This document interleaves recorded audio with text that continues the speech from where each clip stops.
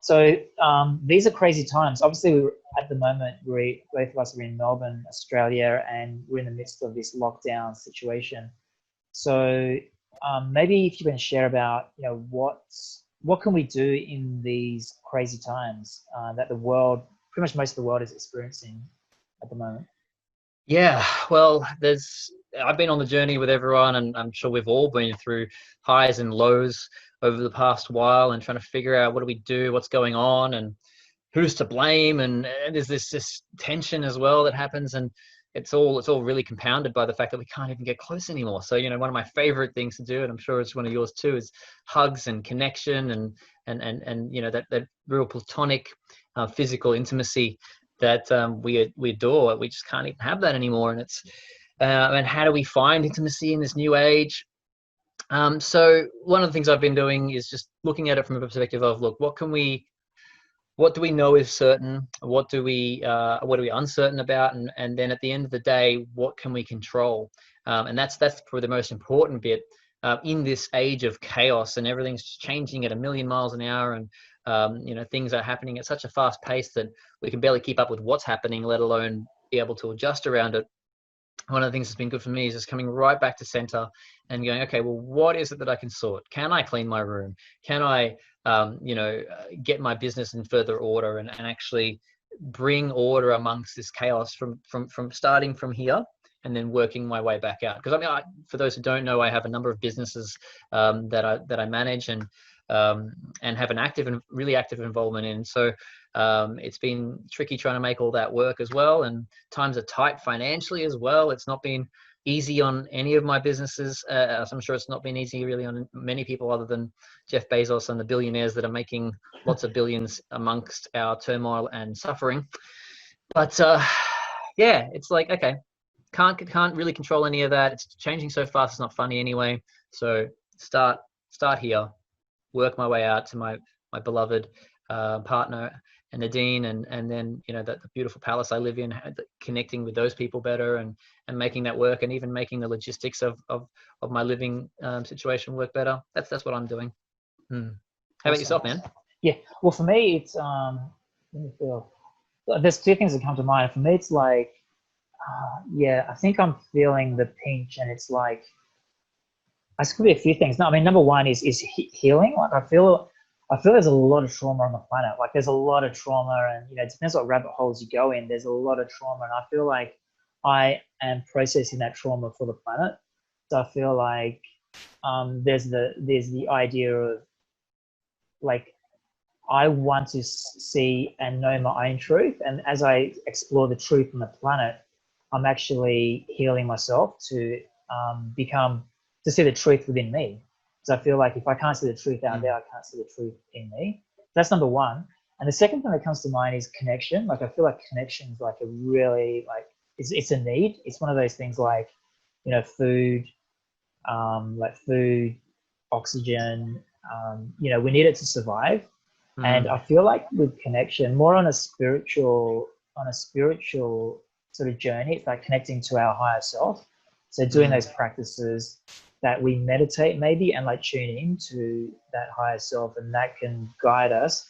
But also having those connections like we are now, like on Zoom, and connecting with our tribe through Zoom, through video chats, I think is really important. Like we still need, because we can probably get those same endorphins just by having a video chat and sharing those emotions.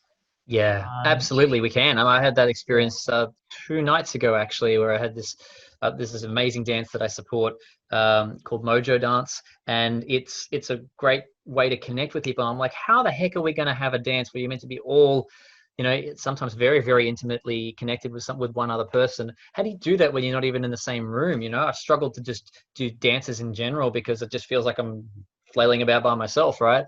As fun as that is, and as important as it is to move, it wasn't really hitting that emotional aspect, but it really worked. And I think it's actually connected to the tools. Ironically, if we get the tools right, as well as the context and the intention that we bring and the people that we bring to it, that it can actually be incredibly intimate. And I actually had a more intimate time the other night than I've had at previous events that have been in person. So very, very amazing experience there. And shout out to Jules and the Mojo Dance that she does incredible dancer that she's going to be getting back off the ground now digitally, at least at first.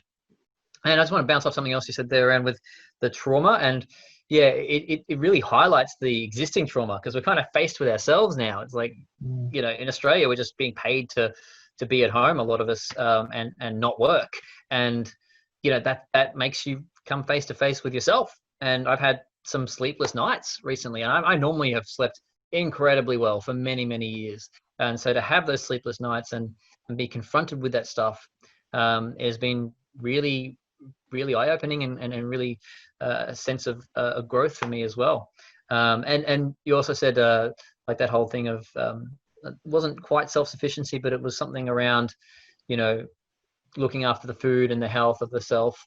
So, you know, I've done a bit of that as well with setting up a little automatic garden, a Mr. Stacky garden, if you're curious about doing it yourself, hydroponics, solar panels, so just like constantly waters itself, and seeing those things growing food for the first time in my life, and then feeling a sense of self-sufficiency and sustainability of my own well-being, and creating that sort of farm to table or mini farm to table has been a great thing as well to experience. So yeah. I love it.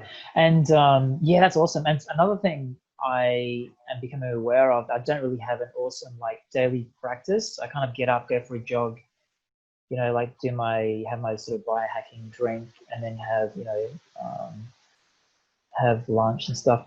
But I'm definitely keen on exploring like